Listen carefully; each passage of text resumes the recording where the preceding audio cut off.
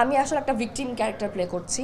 So এখানে যে মেয়েটার আসলে জার্নিটা, মেয়েটার কষ্টটা, মেয়েটা যেভাবে আসলে যে জায়গা থেকে আসলে ধাক্কা খেয়ে মেয়েটার গল্পটা শুরু হয়। রায়হান ভাই আমাকে যখন এটার জন্য অফার করলো, তখন আমি জাস্ট এক বসায় যখন গল্পটা শুনলাম, আমি গল্পটা শোনার সাথে সাথে হ্যাঁ বলেছি, বিকজ আমার আসলে ওই তর্স হয়নি যে আমি এটা আসলে এটার সাথে আমি ইনভলভ থাকতে চাই, এটা যেভাবেই হোক। আমার তো আসলে ক্যারিয়ারটা শুরু হচ্ছে 2013-এ। সো ওইখান থেকে বের হওয়ার পরই যখন চ্যানেল আই আমাকে অফার করলো ঘাসফুল, তখন আসলে আমার তো একটা 2 বছর কন্ট্রাক্টও থাকে, যেহেতু চ্যানেল আই থেকে বের হয়েছি। সো ওই জায়গা থেকে আসলে যখন আমাকে বলা হলো করতে, তখন না করতে পারিনি। সো ওইভাবে আসলে ঘাসফুলটা করা।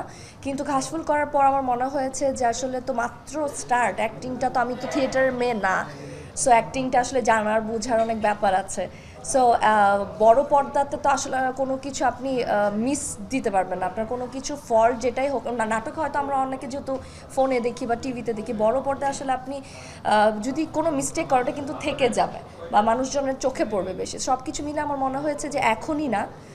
তো তারপর তো নাটকটা কন্টিনিউ করেছি, আপনারা সবাই জানেন।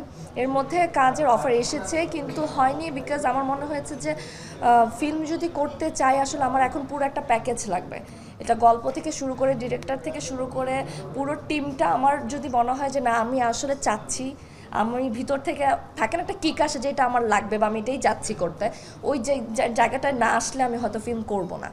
সো সবশেষে যেটা হলো, রায়হান ভাই আমাকে যখন এটার জন্য অফার করলো, তখন আমি জাস্ট এক বসায় যখন গল্পটা শুনলাম, আমি গল্পটা শোনার সাথে সাথে হ্যাঁ বলেছি, বিকজ আমার আসলে ওই তর্স হয়নি যে আমি এটা আসলে এটার সাথে আমি ইনভলভ থাকতে চাই, এটা যেভাবেই হোক। কারণ জেসমিন যে ক্যারেক্টারটার কথা আমরা বলছিলাম, এই ক্যারেক্টারটা এত সুন্দর একটা ক্যারেক্টার, পুরো গল্পটা এই মেয়ের ক্যারেক্টার নিয়েই আসলে করা ঘটে, পুরো গল্পটাই শুধু এই মেয়ের ক্যারেক্টার নিয়ে। সো আমার মনে হয়েছে যে ফিল্মে যদি আমি আবার ব্যাক করতে চাই, এর থেকে বড় সুন্দর কোনো গল্প আর হতে পারে না। আর second thing definitely Raihan Khan, because আমার আসলে পথ চলাটা তো রায়হান ভাইয়ের হাত ধরে, যেটা বলছিলাম আমি ভিটার ডিরেক্টর উনি ছিলেন। সো ওই জায়গা থেকে আসলে আমি জানি যে আমার মেন্টর বা আমার গুরু আমাকে নিয়ে যেটা চিন্তা করবে সেটা আমার জন্য অবশ্যই পজিটিভ আর ভালো কিছু হবে। সো এই দুইটা জিনিস মাথায় রেখে ওকে করা চ্যালেঞ্জ তো ডেফিনেটলি ছিল। প্রথমত তো আসলে আমি আসলে একটা ভিকটিম ক্যারেক্টার প্লে করছি। সো এখানে যে মেয়েটার আসলে জার্নিটা, মেয়েটার কষ্টটা, মেয়েটা যেভাবে আসলে যে জায়গা থেকে আসলে ধাক্কা খেয়ে মেয়েটার গল্পটা শুরু হয়, সব কিছুটাই আমার মনে হয়েছে যে আমি একদম চাই, আমার ডিরেক্টর যেটা চেয়েছেন। তো ওই জায়গা থেকে আসলে চ্যালেঞ্জ হয়েছে একদমই ব্যাপারটা আনার। আমি এক মাসের মতো রিহার্সাল করেছি, যেটা রিহার্সাল করেছেন তারেক আনাম স্যার।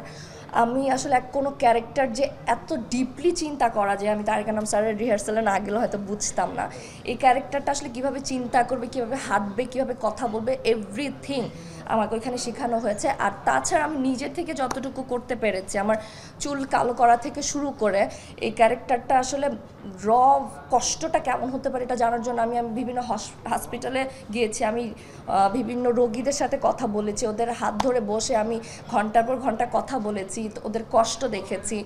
আমি যতটা পেরেছি আমার জায়গা থেকে আমি পুরোপুরি এফোর্টটা দিয়েছি। সো এটা অবশ্যই চ্যালেঞ্জের। তো সব কিছু মিলে আমার মনে হয়েছে যে আমার থেকে আমি 100% দিয়েছি, ডিরেক্টর 100% দিয়েছে। এখন এটা ভালো কিছু একটা দাঁড়াবে আর ইনশাল্লাহ দর্শক ভালো শুনবে।